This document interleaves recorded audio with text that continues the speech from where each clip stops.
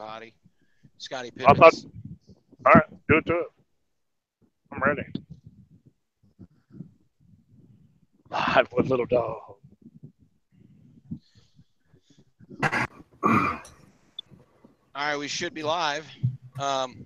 So, guys, welcome in. This is a topic of discussion: freight brokers versus drivers and company owners. A few things we're going to talk about is one, how we're treated, how we're paid, things that company owners are going to try to do to help us make sure that we're protected from the brokers skimming us out of cash, and also so the companies aren't losing tons of money when things like loads aren't canceled, detention isn't paid, different items like that. So so far we got Ike Stevens in here, we got Jay Cannell, we got the truckers coach and trucking exec in here representing some company ownership. So Scott, you and I had a conversation earlier today where we were talking about my load that had gotten canceled, and we got basically talking about the fact that brokers shouldn't be able to do that once a confirmation is signed without a penalty.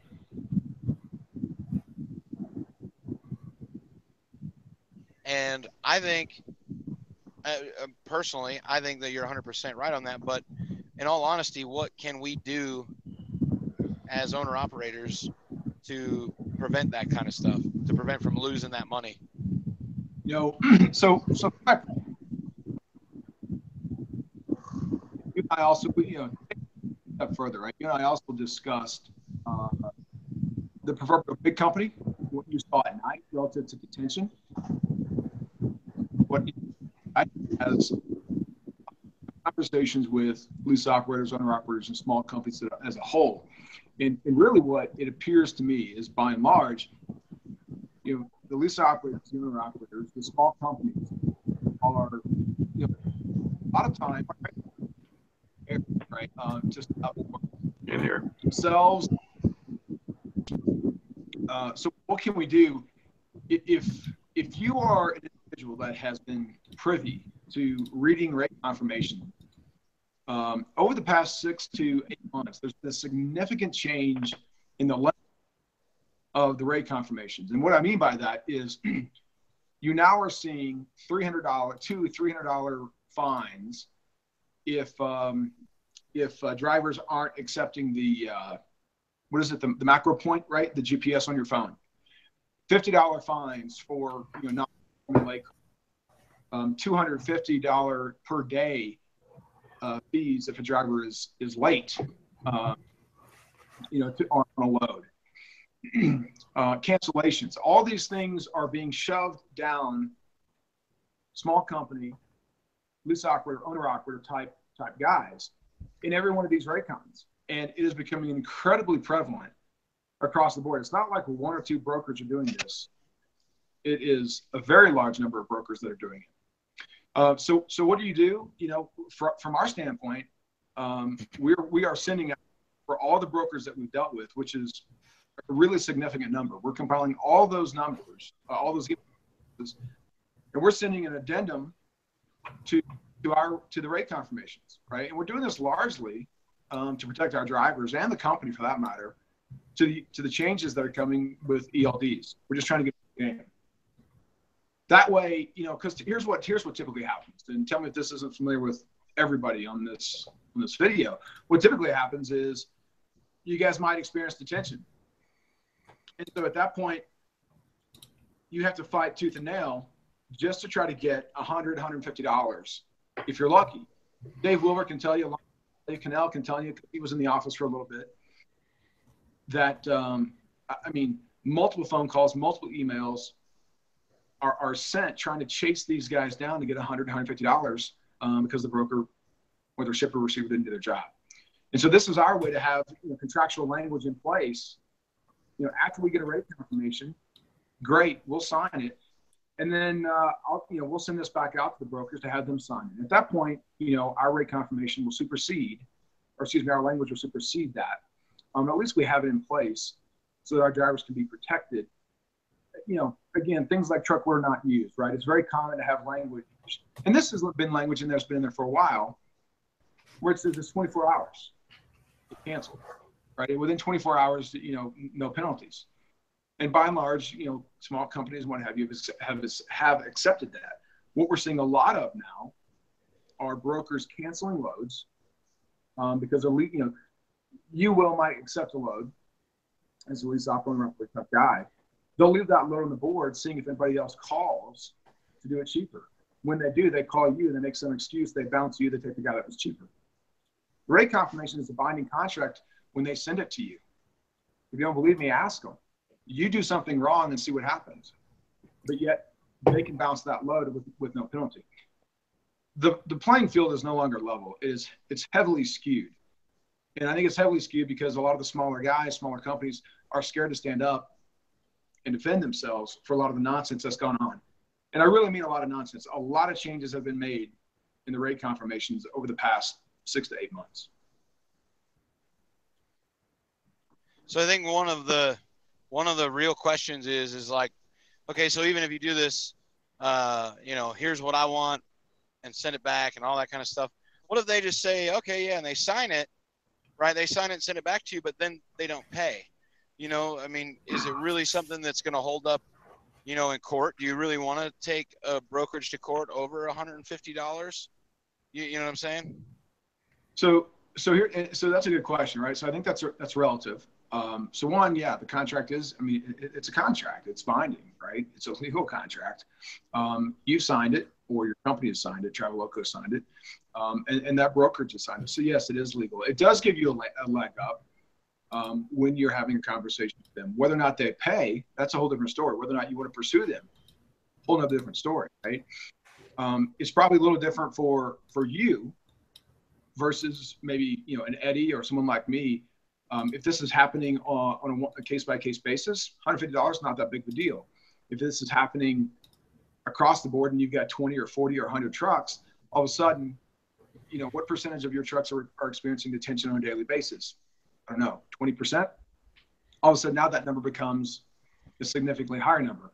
Probably a little bit easier for companies like us that have attorneys on staff, you know, maybe for Eddie as well, versus end it. But again, I think that might be a good question for. I wish we had an OI to represent one of their. I know a lot of guys are members of OI. So I think it's a worthy question, and I also think it's a case by case basis. But you certainly have a leg to stand on relative to a legal document. Yes.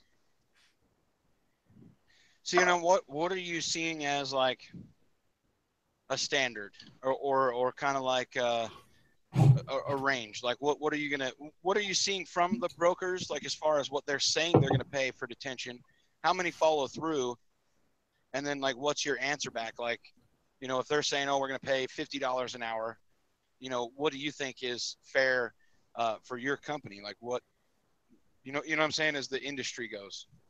Yeah, I had this question on the live feed a week or two ago. Someone asked, you know, what do I feel is the right number? So if you do some research will tell you that in 2015, I think it was 2015, the average rate paid for detention per hour was $68.50. I think you were telling me that night charges $150 an hour, right? You know, we charge $75 an hour. I went on Facebook today and I saw something. Sorry. So it kind of runs the gamut. I know a lot of smaller guys that are charging $25 an hour, right? I think you have to understand. I think you have to run the numbers to say what's it costing you to sit, right? There is a cost to you to sit. I think you also need to understand that if what you're hoping to accomplish by charging detention is to receive some financial, some remuneration for your downtime, I think you need to run your own numbers, see what that looks like. It's probably going to be a little bit different from everybody. I think it's really interesting, though, if you take a look at night and the fact that they're charging $150, my guess is that they probably don't give a damn, right? They don't want their guys in their trucks sitting. Now, I understand this is a big company, right, that has all the efficiencies in the world of relays and all kinds of other stuff that they can do. The fact of the matter is they flat out want their trucks sitting. And so if you're that shipper or that receiver having to pay, who are you going to choose to get unloaded first? The guy that's charging you $25 an hour, or the guy that's charging you, you know, $75, $100, or $150 an hour? And what about you? I see Jeffrey Lycan here.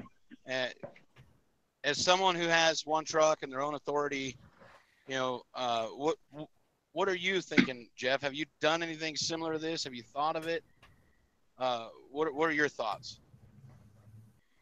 Yeah, I thought about doing that and giving them an addendum and making them sign it. You don't have to deal with the broker, but just like now, I got detention on the load I just sat at. I was there 6 hours. They're going to pay me 4 hours, but I have to take a picture of the bill and send it to them with the in and out times for them to send me a new rate sheet. Right, and they require, most brokers do Jeffrey, require so how us all often to do you that. Oh, go ahead. Go ahead, Scott.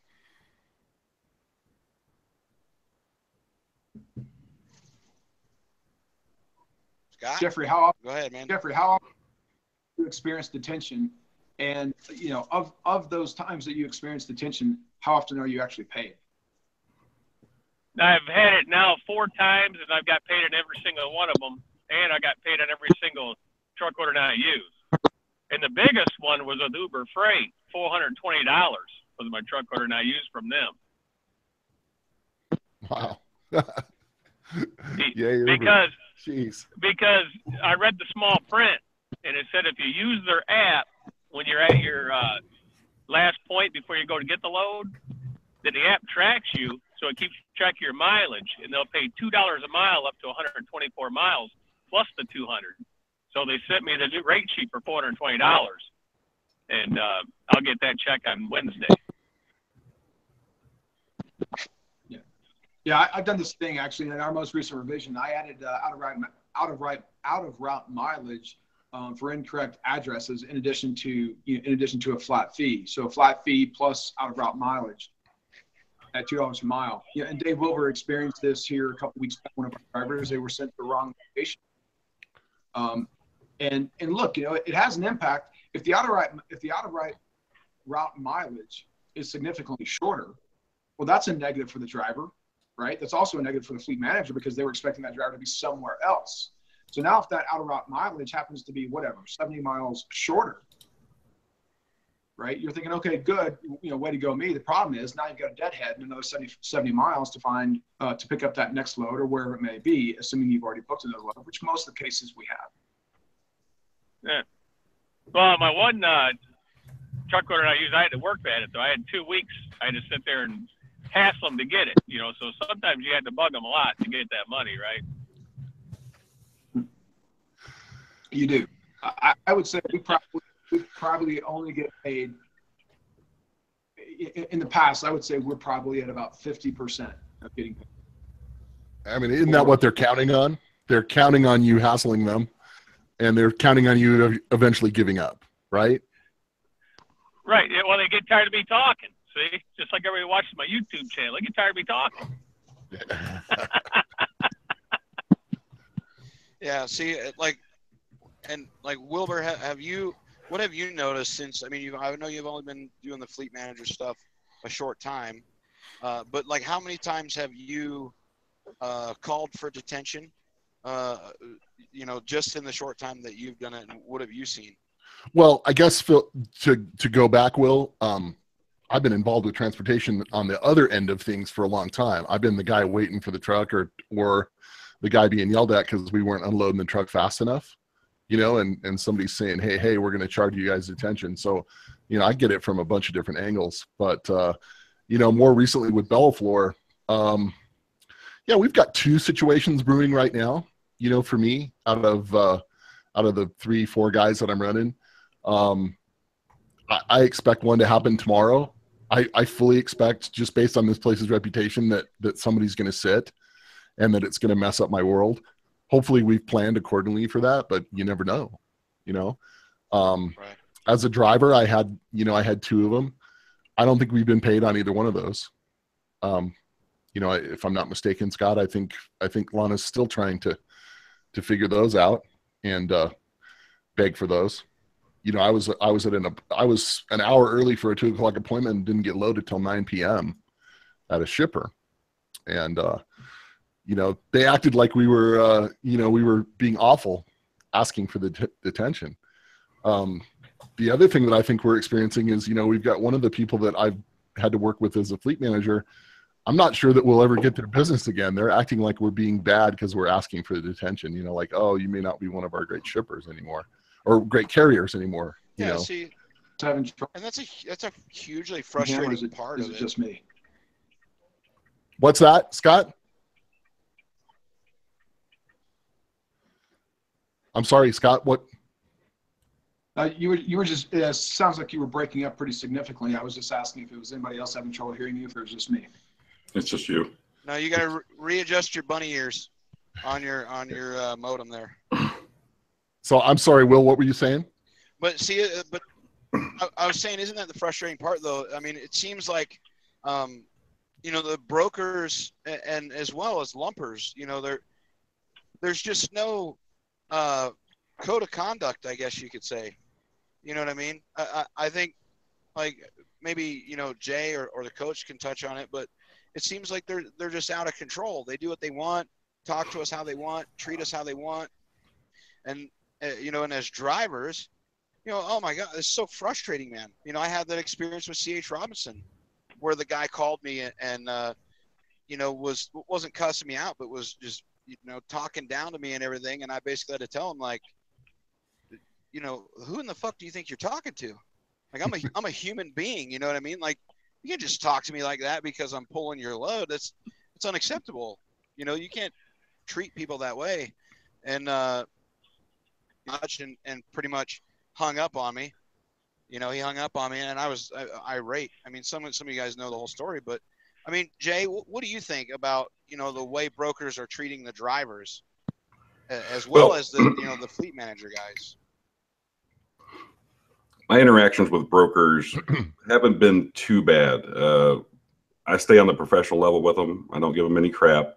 I see them as a conduit to what I'm doing. And honestly, I've never had a broker jump my shit. Because I don't know, maybe it's because I keep everything even keeled and handle everything myself. You know, give them the updates, give them all this other stuff.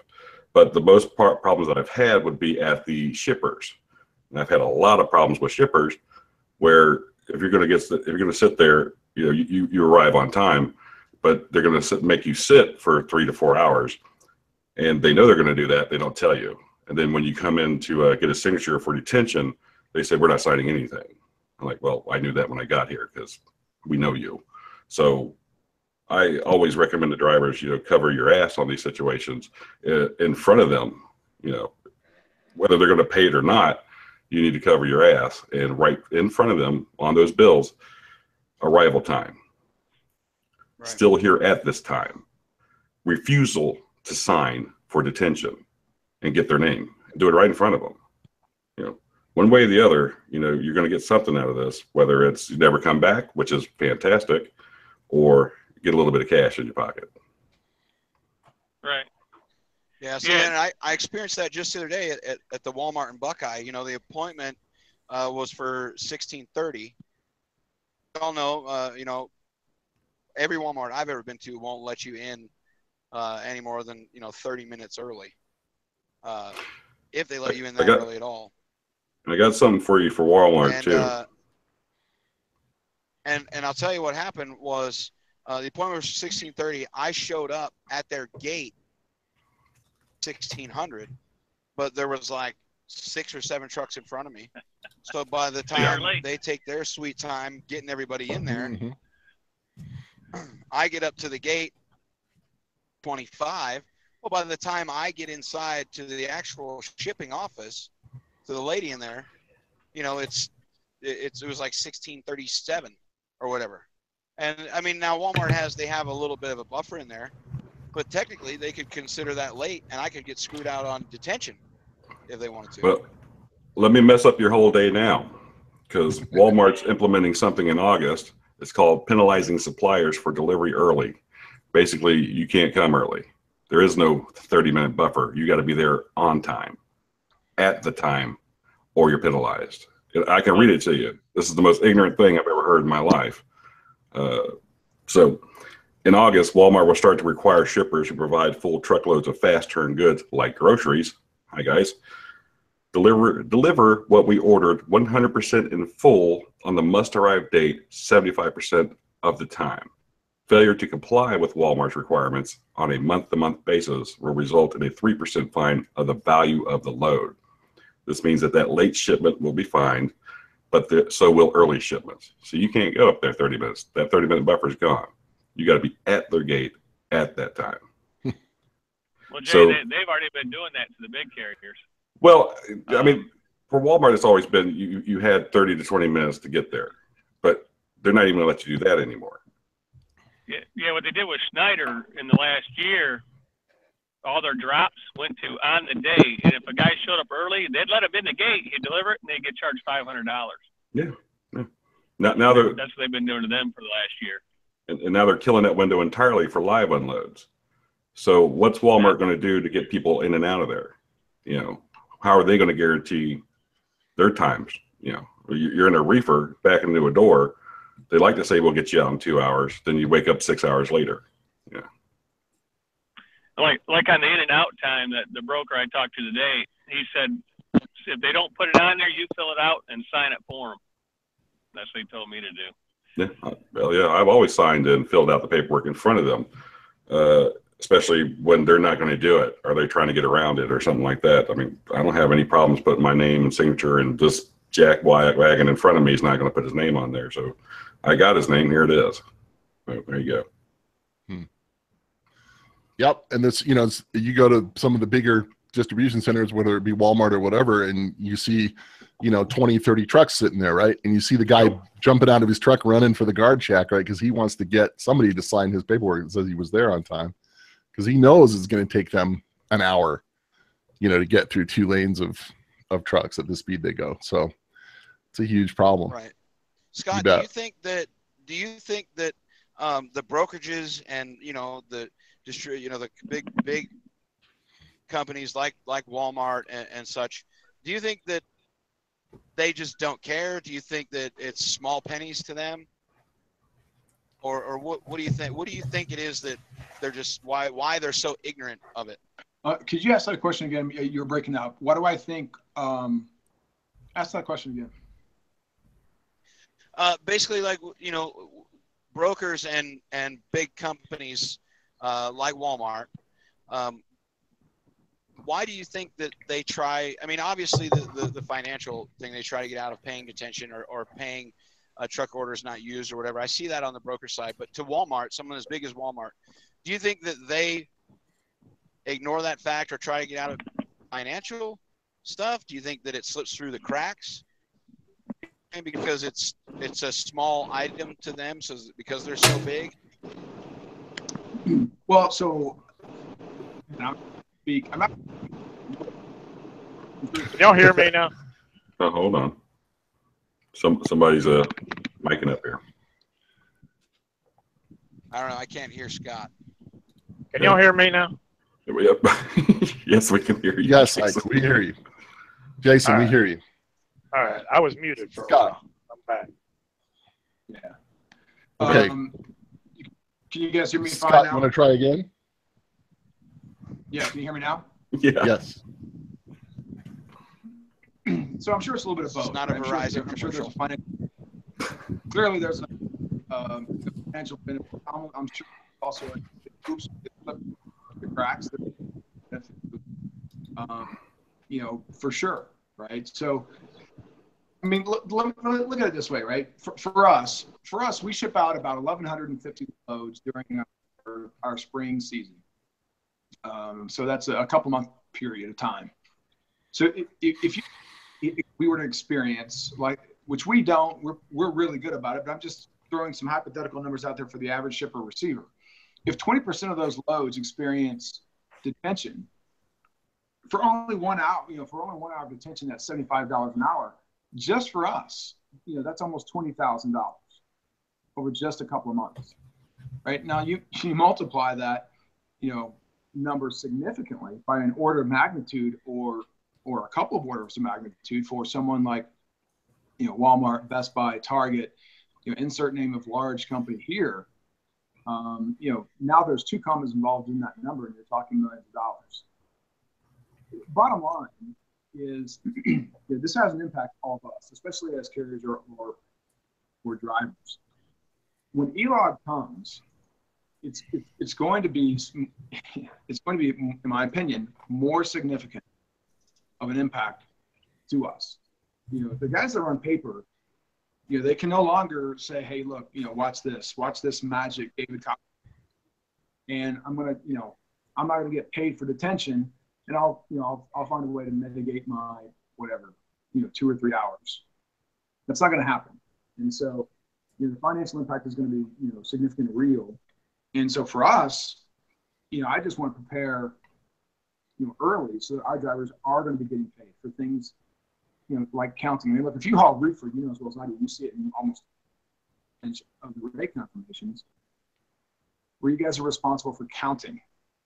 Okay. So now in addition to doing all the things that you guys have to do, government mandated in addition to that, they want you guys to be professional counters. Oh, by the way, half the time or more, they're not going to let you on the dock. When you are on the dock, it's already shrink wrapped. So, but then, oh, by the way, you or the carrier are held responsible for any shortage.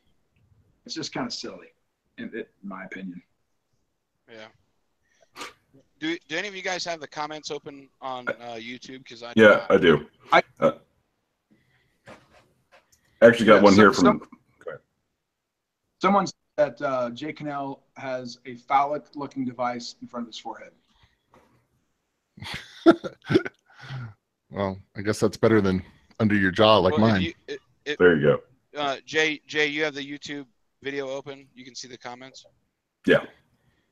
So we got one from Charlie. So if you guys have any questions, post them in there, and then Joe, you can go ahead and read them off. All right. Kind of like take control here a little bit of the narrative. I'm gonna scoot to the truck stop, so I'm gonna be muting. All right. So Charlie says, trucking exec, remember over the winter, you, Howard, and me were on a call with a broker. They started blaming the driver, not realizing the driver was on the line.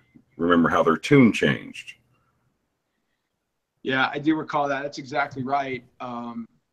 Making some accusations that, of course, it was the driver's fault, driver this, driver that. And when the driver popped up and started citing exact times, their tune did change. But the whole intent was to get out of paying, but again, on the driver. It's always the driver's fault. So, to not pay attention. Yeah, do it. All right, so just another trucker out here. Gary says, fire Walmart. There's enough freight out there. I mean, what's the percentage of Walmart? What is anybody have a general consensus of how big Walmart is? What's their percentage in our global economy? Well, our national economy. I mean, as far as trucking goes, or as overall goods and service goes? Goods and service. Well, say freight haul in America. Boy, I would say if you looked at Walmart freight on the board, I would be willing to say it's probably as high as like 5%. That's a really big number. That's a massive. It's a huge number. If it's that much power, that's power in the game that you really can't screw with. You can try and fight it. You can try and tell them what the hell to do, but they're just going to look at you like, go away, because you're peon. I mean, even if they look at JB Hunt or Knight, or they're like, whatever, everyone else will take your place. So that's that too big to fail type mentality where they're the monolith and we're the babies, hitting at their ankles type situation. But then you got Amazon, who says, hi, daddy, here I come. Right. I see Scott dropped off. I have a question that you guys might be able to weigh in on. Sure, we'll carry the ball. The question this. I have was it was originally directed at Scott, but with this amendum or addendum or however the hell you say it. Addendum. Yep. Do you think that is going to deter brokers from doing business And do you think that, you know, that it'll be on such a scale to where you're not going to be able to do that? Okay. Well, I mean, I'll speak to that a little bit just based on, so Will, I'm just thinking about this last 7 days. I've probably done carrier setup packets with 7 brokers, you know, about 1 a day, right? Give or take for us. And, you know, every one of those packets is full of, you've seen them, right? It's full of the rules and regs as far as what you know, what you got to do insurance wise, what you got to do, everything. You know, sometimes it will spell out what their detention payment issue is or not. So I started reading these things pretty carefully, and I started looking at some stuff online, and I was seeing that a lot of people end up redlining a lot of stuff in those agreements. And so I think on the last 3 that I did, I've called and questioned some things that I've read, in particular detention, in particular, you know, truck order not used stuff. And nobody gave me that much pushback in regards to setting up the carrier package. So we'll see what happens. I think what's next when we actually hit them with, this is our policy, you know, because right now what we're doing is saying, here, we're just looking at your policy. Right. It may shift their mentality, you know, about how they feel about us, you know, and all that sort of stuff. But, you know, having said that, you know, we're providing the service, right? And that service, you know, we have great equipment, we have great trucks. I mean, you know, we're all trying to do our best, aren't we? You know, we keep ourselves rolling and doing great stuff. And I think you got to represent, you know, as a carrier that's serious about the business. So I'm good with that. I may be being naive, but I think some of those brokers that would say, no, we don't really want to, maybe we just don't need to be doing business with that guy, you know, or that company. Yeah, I mean, over time, you can weed them out. The question I asked, or Jay, before you, I just want to tell so Scott knows what we're talking about. But Scott, the question I asked was, when you as a company, when Bella Flora starts hitting these brokers with this amendum, I can't even say that fucking word. Amendment. Yeah, what you know what I'm talking about. When you send them whatever. When you send them your dubla oblongata, when you send them that, do you think that it's going to hurt you? Because do you think that brokers are going to say, I'm not going to do business with you because we're not going to do that? And do you think it'll be on a scale large enough to where you're not going to be able to do that anymore with your addendum? But go ahead, Jay. No, I got lost. Sorry, go ahead. Y'all go ahead. I actually just got lost there. Well, okay. So the industry has been basically, we do what everybody tells us to do. So the power struggle, well, it hasn't been a power struggle. It's always been, you're going to do what we tell you to do. You have what we need, even though, you know, you have what we need, but we're going to tell you how to do it. So taking the power back, which we've never had it. We've never had the power. So what do we do to not screw that up? You know, honestly. So, I mean, power is all consuming. So what are our stopgaps that says that we don't just go overboard and lose all the business? You know, when we start, you know, pulling out our peckers and saying, this is how big ours is now. Now what? What are we looking at? Before Scott responds, I think, and you know, like Scott likes to say his favorite term, in my opinion, I think the smaller brokerages will be accepting of it because normally they are the ones that are the most honest, the smaller ones, because I've talked, you know, those ones, you can talk directly to the people who own the brokerage, you know what I mean? When they don't handle tons of freight. But I think the big ones, you know, the TQL, the CH Robinson, the Coyotes, I think those are going to be the ones that are going to say, hey, you know, we're not doing that. Yeah, well, I mean, the communication level, Coyote is okay. They're okay. They're not great, but they're okay. I mean, they have apps and you know, stuff like that in place. But my God, when you got to check in, you might be talking to 15 different people that day, and none of them are talking to each other. Yeah. And then I'll get a call. Like Lana say, did you check in? I'm like, yeah. I checked in with Charlie. I checked in with John. I checked in with Mary. I checked in with Sue. I'll send her a screenshot of my phone. Like, these are all the calls. She's like, well, what the hell's wrong with these people? I'm like, I don't know. Just know that I'm doing it. We've had that problem before. Like, know that I'm doing it. I got it.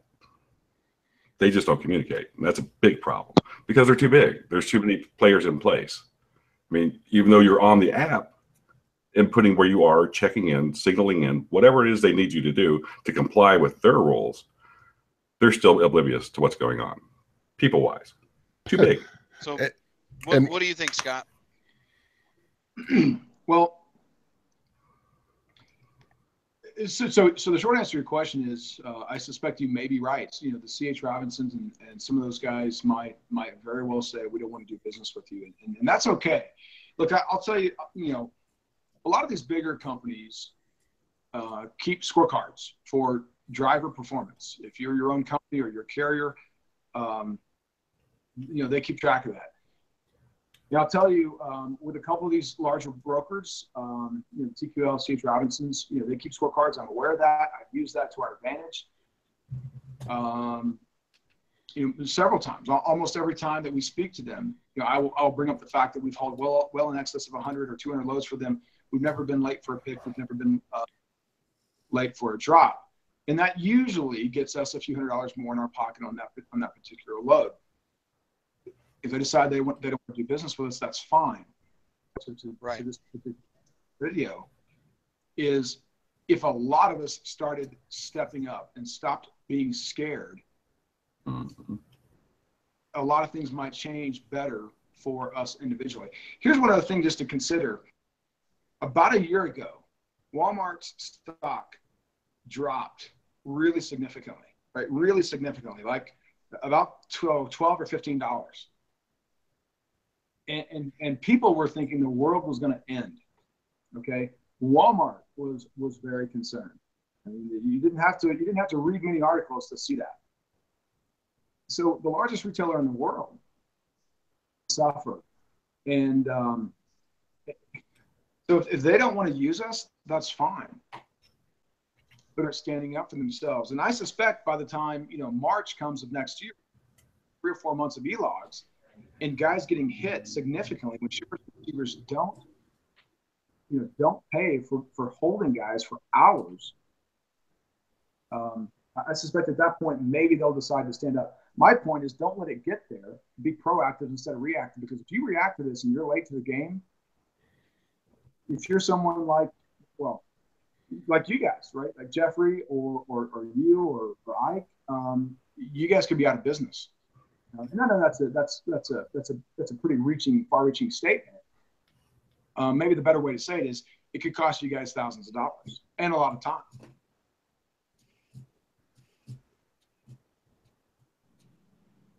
Now, somebody just asked a question here. It's a good question. Are there enough small brokers that we can ignore the big ones? Well, are there enough small brokers that we can ignore the big ones? My opinion on that is probably not. Is probably my short answer.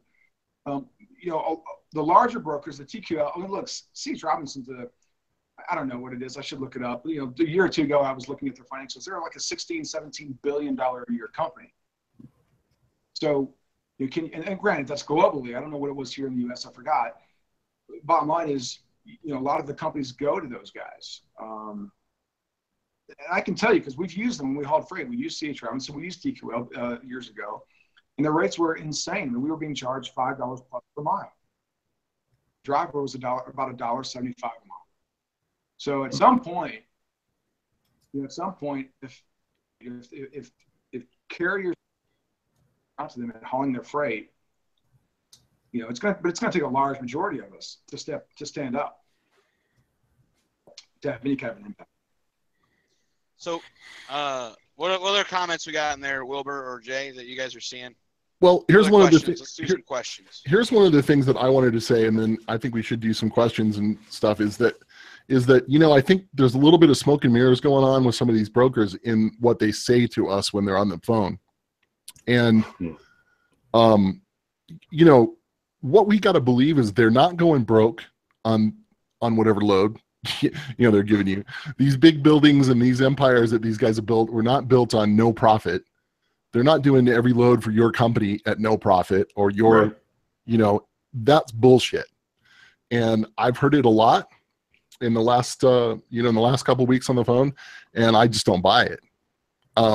You know, we stick to our guns as far as rate, which goes Yeah. back to something Scott has always said, rate, you know, you got to know your costs and you got to know it well. But I'm shocked at the number of people that really use that line and say, well, we haven't made any money on your company for everything that we've ever booked. Oh, horseshit. No, come on. This is total horseshit. I mean, Yeah. I dealt with Reed before I came back out to trucking, and I basically told the guy, well, one, I got with Scott, said, where do you want to be at? He gave me a number. And I went over to Reed, and I'm like, I need a guy. Some stuff's about to hit the fan, and I need a guy. I need you to be my guy. Can you be my guy? And dear Lord, did he become my guy? And Howard still hates me because he's still his guy. But it's a give and take situation where, okay, he's going to be my guy, but then I'm going to have to hook him up later. So they are going to take a hit now, but we're going to use them later and put the profit back into it. So we're going to like even out. We're going to wash out the debt to debt ratio to each other. And it's a give and take. But who's taking the more, you know, at the end of the season? I mean, when we give, we're given. Especially on our end, it's expensive for us to give. Yeah. So that's my comment. That was my big spiel I had prepared today, Will, is, you know, I think a lot of us have bought the lies, and business would say otherwise, you know? Right. Oh yeah. And I discussed that earlier with Dan, my dispatcher. You know, he called me because I was trying to book a load out of Reno because mine got abruptly canceled. And he called, and the guy that the load that I'm pulling is one of the same loads from the same customer from the same brokerage that I just picked up a day and a half ago, and the rate is like substantially dropped. And the guy was trying to tell Dan like, oh well, that's all I got in the load. That's all we got. I can't give you any more. And I told Dan, I was like, man, that's BS. Like he's blowing smoke up your ass because if that's all they got, then whose freight are they brokering? Because why are they in business? You know what I mean? Mm-hmm. That's not all they got. That's all they're willing to give. Yeah, it's car sales. It's car sales. Yeah. What would you buy this for today? Not what you can afford, but where do you want your payments at? We can get you there. Instead of 36 months, we'll take you up to 72. But, and we never make any money on any of our deals. You know, sorry, Will, go ahead. No, the reason I say that is because seeing it as from the same brokerage, from the same customer, I highly doubt that customer said, oh well, it's Thursday now, so that load's worth $2,000 less. Like you're full of shit. It's impossible. Well, but I don't know. I mean, let's take some questions and comments too, because we've been ignoring those. Well, Ben's had a really good statement, and it's true. Ben's radio says shippers, receivers should be heavily penalized for holding up a truck for hours. Should be the owners and the company drivers should be the ones setting the rates, should be setting the rates for detention, not brokers. True. I mean, I agree with that entirely. Why is the broker setting the rate? Of course, that's all comes into the contract of what's being signed, being sent back and forth. But sometimes, I mean, Wilbur and Scott can tell you. I mean, do we set the rates of what we're going to get, or do they set the rates when the contract's signed? Well, and I think part of it too is like, I don't know, have you guys ever poured any concrete as part of your world? Every now and then. You know what happens when a concrete truck shows up, right? The clock starts ticking. You're paying.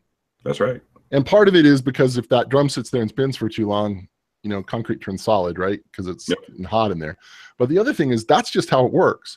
So, we always knew if we had concrete trucks rolling onto the job, you got to hustle, right? The hustle's on. I roll into these shippers and I don't see much hustle. I don't see anybody motivated to hustle.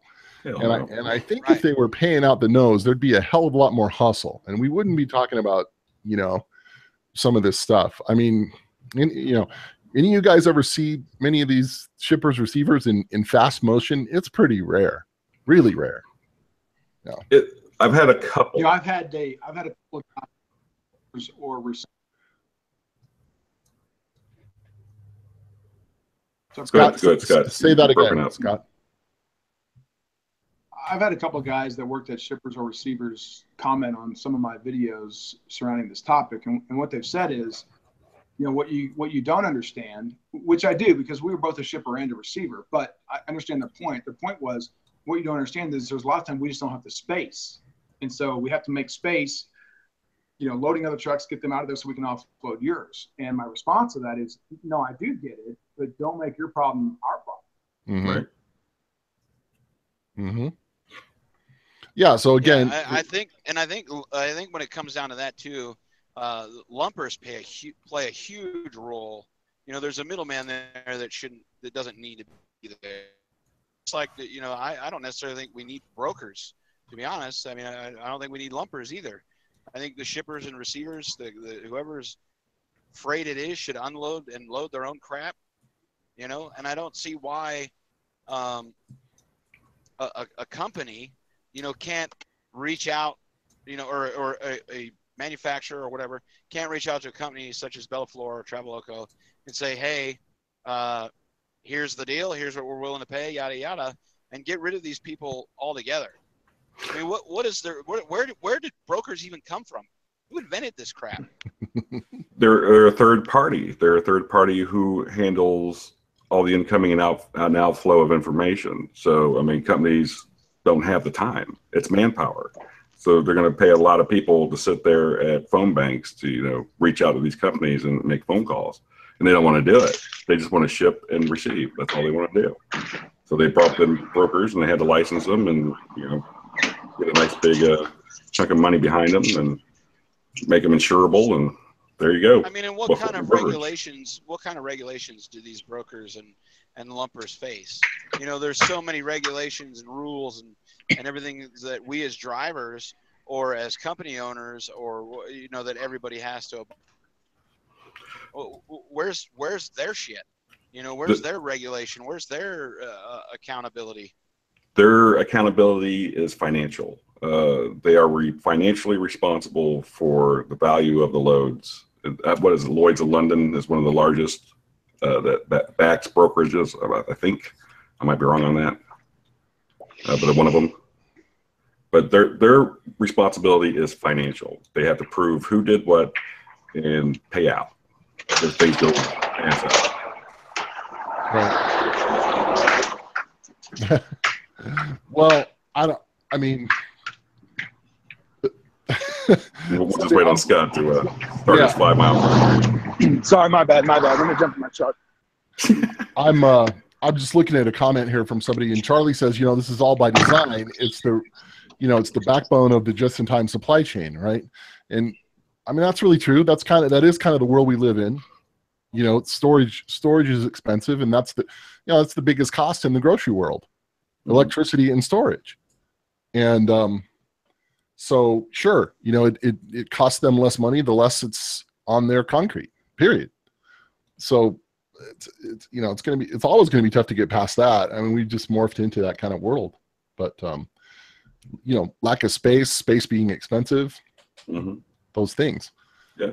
I mean, but to me, that still doesn't say, well, we can all move in slow motion and not care about getting the freight on and off these trucks. Yeah. You know, that one has nothing to do with the other, in my mind. Right. You got a shipper, you got a truck driver, you got a receiver. That's the magic triad, right? That's what gets things done.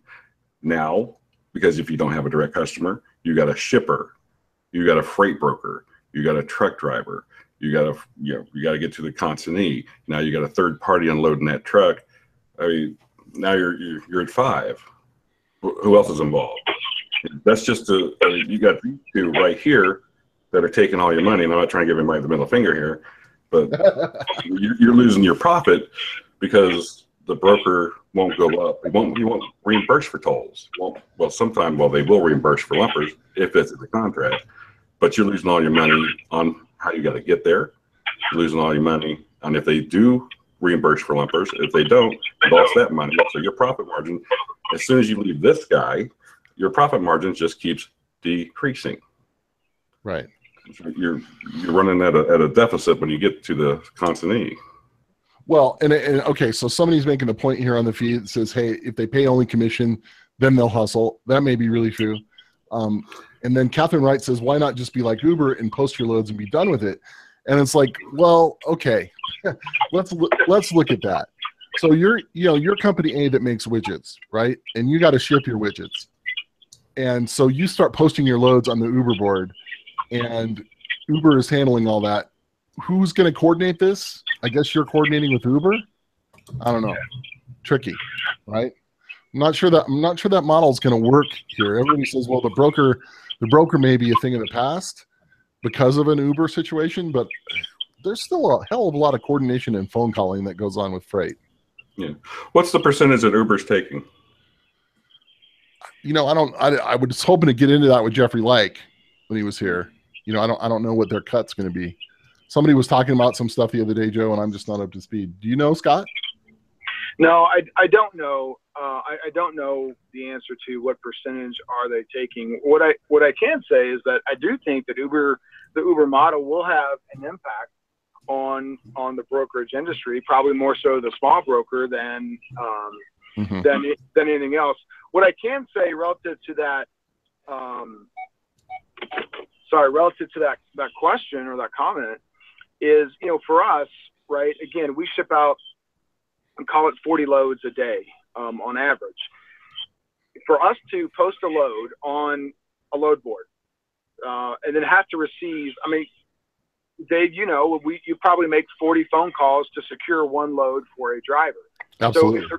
So if the reverse is true, and again, I don't know that that's the case, but if the reverse is true, well, it's probably pretty similar. And we had to receive 40 phone calls from drivers or carriers looking to take our load, and we're doing that 40 or 45 loads a day. We would certainly have to add a few additional office staff to field those calls, and that's going to come at a pretty significant cost. Mm-hmm. So we've not taken an Uber run yet. What I can tell you is, if it's as simple as it is using their app for whenever we go out to dinner and we have a few drinks and we literally click two buttons, walk outside, and 5 minutes later the Uber is there. That's going to be really cool. Like I said, we've not taken any Uber runs, so I can't really speak to it, but I do think that model is going to take some traction. It may take a little while, but I suspect it's going to get a lot of traction. Yeah. Well, and you look at the track record of Uber. I mean, how they killed the taxi business was they paid Uber drivers a ton of money, right. But they didn't stay in that kind of cut for that long. They, now those markets are stabilizing. I expect them to make the same move in freight. They'll pay a lot of money to get in the game. Right. Yeah. They saturated the market and then they killed the market as soon as they got saturated. Mm-hmm. I asked this question the other day, and obviously I live in a metropolitan area. But I asked this question of a few people the other day. When was the last time anyone heard someone say, "Oh, I'll call a cab"? I cannot tell you the last time I heard that. It's let me call Lyft or let me call Uber. And only in Asia or in Europe. Yeah. Not here. Right. Okay. Dashcam Sam says, do any of you utilize the review function in Google Maps to spread the word about bad shippers and receivers? And if so, does it do any good? That's an interesting thought. I don't think we do, but I think a couple of years ago, me and Scott were actually talking about the concept of that, because people need to know who sucks. People need to know who sucks, who to avoid. And if we avoid them enough, maybe they'll get off their dead asses and get it right, because we don't want to have to deal with them. If somebody will not let you use the bathroom at their establishment, let somebody know. I mean, if you can't even walk inside and use the bathroom, I mean, I sat at a place for 7 hours. I had to get out of the truck and just pee right there. I'm like, I'm done. I only got a bottle. I'm not going to be a heathen. I got to go. You won't let me in the building. Welcome to glory land. I'm pissing all over your dock right here. I'm trying to hide so that nobody's, looking at my willy. But guess what? And I didn't give a shit. I'm pissing right here on your dock. Right here. It's happening. So that situation, well, it's unrealistic. I know Will had a bad experience here a few months ago with a broker, and he did a video on the guy, and I think the guy kind of lost his mind, but I know Will. Good. That's the point, right?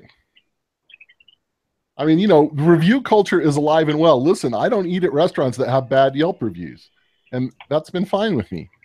I don't shop if somebody's got bad reviews on Amazon or eBay. I don't do it. Absolutely. Review culture works, whether people believe it or not. And as long as you're honest, it's fine. If they're going to say, I'm going to sue you, well, go ahead. Here's the evidence of you being a jackass. And if you want to go to court, let's go to court. I'll win and you'll pay. What would you do? Then I'll make a video about you. Again.